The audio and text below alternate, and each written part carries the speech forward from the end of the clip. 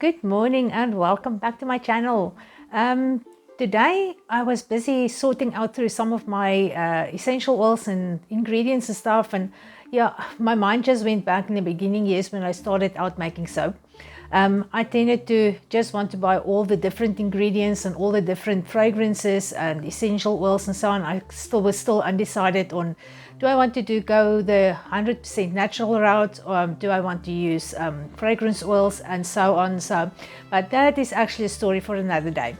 What I was thinking about was, in the beginning years, I bought quite a few essential oils and I've used them extensively for quite some time before I realized that some of them were not true to the price that I paid for them. Let's just state it like that. Apparently, essential oils are one of the most fraudulent businesses in South Africa. Okay, maybe not the most, but anyhow, but it's one of those things that actually sell stuff to you that's not really what it's supposed to be. So usually two things could happen with essential oils. They either dilute it with a carrier oil, and it's permissible as long as it's stated on the packaging. So as long as they state it, then it's fine.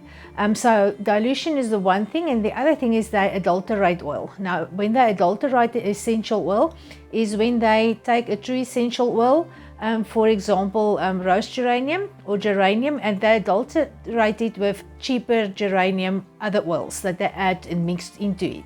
So it's not the true one plant ingredient. So those are the two things that happens quite a lot. So sometimes they do give you all the information on a package, sometimes they don't, many times they don't.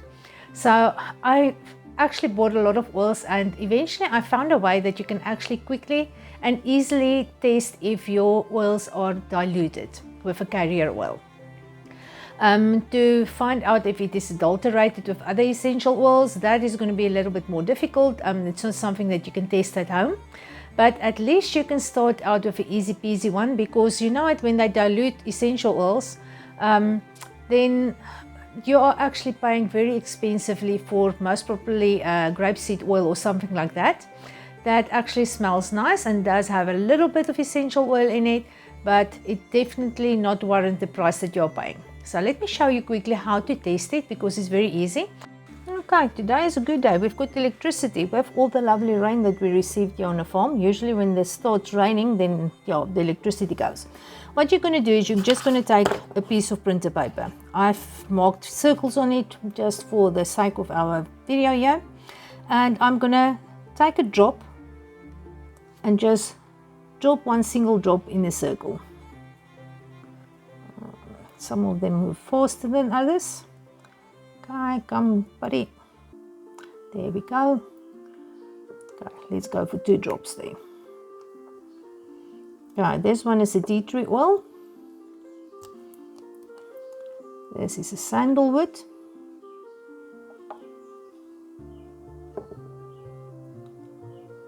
This is now what happens if you want to do something on camera, then everything goes very slowly. And come buddy. This one is much thicker.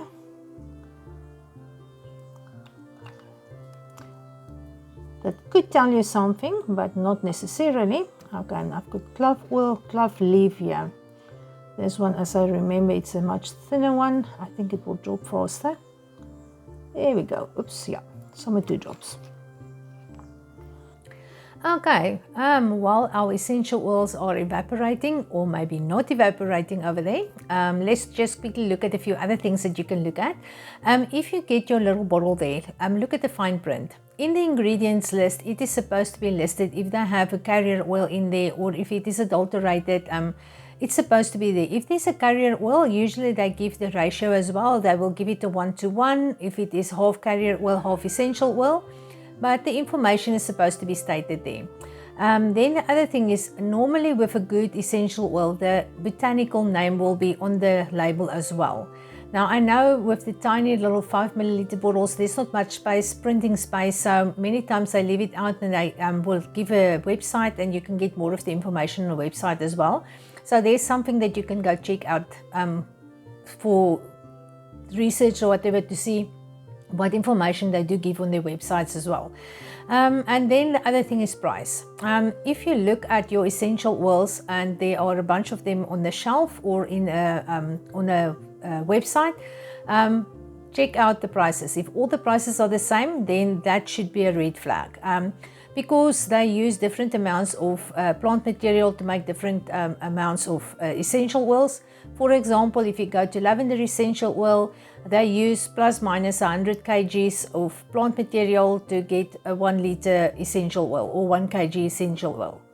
If you look at rose essential oil, on the other hand, they use about okay, it depends on the season and everything, so there's actually a wide variation on how much material they use, but let's go for around about 4,000 kilograms of rose petals to make 1 kilogram of essential oil. So from 100 kilograms to 1 liter to 4,000 kilograms to 1 liter, you can understand why rose essential oil is quite expensive. That's something that you can check first. If you go on a website, go check the rose essential oil price first thing. If you don't have to wear a ski mask and get a shotgun to go draw money somewhere to buy 5 milliliters of rose essential oil, then everything is too good to be true. Just skip the website completely because rose essential oil is quite expensive. Most places do sell adulterated rose essential oil, so they do add other rose fragranced essential oils with real rose as well, just to make it more affordable. But still, that should be on the ingredients list if you go check those out. So yeah, and that's about it. Let's quickly just look at our paper. I've got it on the table still there. I actually used the hair dryer just to speed things up. I forgot that it actually takes quite pretty long time. So that's something that you can use at home as well. You can use a hair dryer to speed things up. But if you want to leave it out in the open, we've got a very cool day today. We've got rainy weather, so things are moving very slowly. And with your essential oils, they don't evaporate like alcohol does. So that it does take a little bit of time, but it will be very apparent which ones are the diluted ones or not really diluted ones. But let's go quickly to the table and see what's going on there. Okay, back to our little paper here. So as you can see on the two sides, these two spots are actually fading and drying out. Now I actually put the hair dryer on it for the sake for the video, and you can do that as well at home, but it does take some time. On the sides there are still a little bit of two oily spots there, but it will evaporate eventually. Now if you look at the middle one, it was sold as a sandalwood nature identical oil. So this was not sold as an essential oil, so it is susceptible that it's got a carrier oil in there.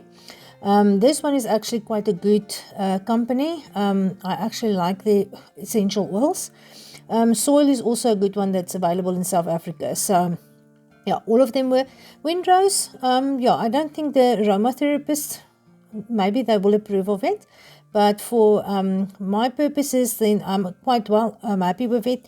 I think the sandalwood one is the only natural identical one in the range that I know of. Most of the other ones are essential oils as well, and they do taste clear they do taste that they don't have any carrier oils in it. Okay, so you will see it's actually quite easy to see which ones got some carrier oils in it and what not.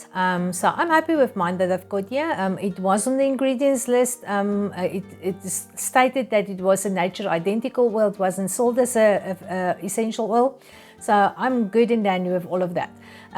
Interesting, sandalwood is also supposed to be one of the more expensive ones. Sandalwood is on the endangered list, so I actually prefer to buy the nature identical one. So yeah, just out of the standpoint that, you know what, some plants need to be preserved, and sandalwood is one of those that really, it's a lovely essential oil, but I would rather have essential oil trees sandalwood trees for the next 2,000 years than chopping all of them down just for our enjoyment there. So yeah, Okay, so that is all for our ingredients or our essential oil testing. My voice is acting up today, and I've got a chicken outside. I don't know if the microphone is picking it up as well, but I've got a rooster that's trying to crow or something. So I think I'm just in sympathy with him. My voice is not the way it's supposed to be. But okay. So if you like this video, please like it, subscribe, push the notification bell, all those technical thingies, and then stay safe, keep well, and then I will see you guys in the next video again. Bye.